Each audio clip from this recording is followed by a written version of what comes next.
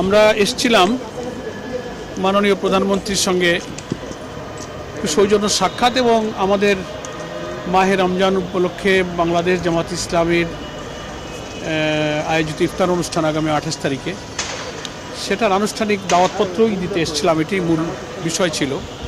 আমাদের সঙ্গে আমাদের অ্যাসিস্ট্যান্ট সেক্রেটারি জেনারেল মৌলানা আব্দুল হালিম সাহেব ছিলেন।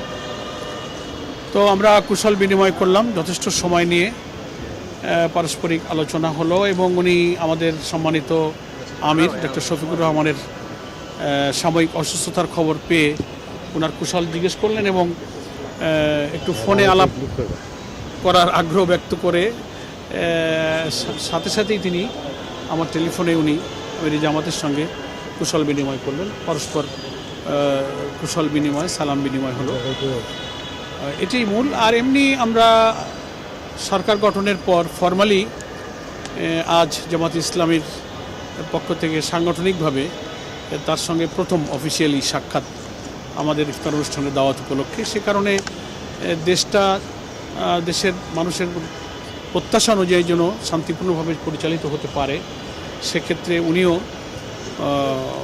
সরকারের আকাঙ্ক্ষার কথা, ইচ্ছার কথা, প্রচেষ্টার কথা তুলে ধরলেন এবং নতুন দায়িত্ব পালন করতে গিয়ে উনি যে পরিবেশের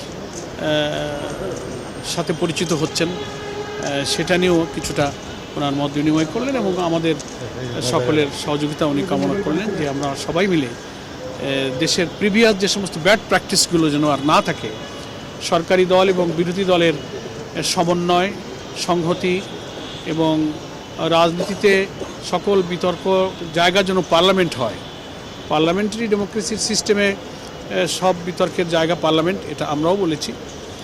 এবং রাজনীতিতে সহনশীলতা, বিতর্ক সংসদেই হোক, রাজনীতির রাজপথ ময়দানের রাজনীতি সেটাও নিয়মতান্ত্রিক, কিন্তু মূলত পার্লামেন্টকেই রাজনীতির বিতর্কের জায়গা হিসেবে কাজে লাগানোই হচ্ছে পার্লামেন্টারি সিস্টেম অফ ডেমোক্রেসির মূল আলোচনা। সেই সম্পর্কে কিছু সংক্ষিপ্ত খুব সৌহার্দ্যপূর্ণ পরিবেশে মত বিনিময় হয়েছে।